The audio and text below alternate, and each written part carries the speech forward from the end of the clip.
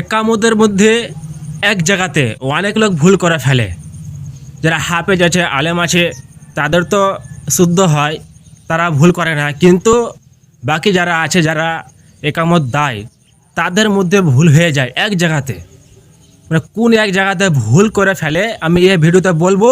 তার আগে এই ভিডিওটা আপনারা মন দিয়ে শুনুন, তারপর বুঝতে পারবেন, শিখতে পারবেন। তো যেখানে বলছে যে কদ কমাতিসলা, তো সেখানে কদ ক হবে না, কদ ক মাতিসলা। ডালের ওপরে ছোট করে দেখবেন যোজম আছে, মানে কদ দাল জবর কদ, আর দাল জবর দা মানে নেই, মানে জবান নেই। জবার থাকলে কদা হতো, কিন্তু জবার তো নেই।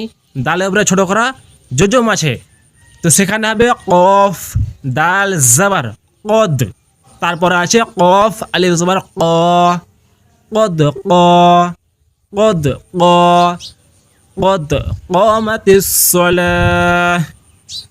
বাস এরকমভাবে পড়তে হবে, বলতে হবে। আশা করছি আপনারা বুঝতে পেরেছেন।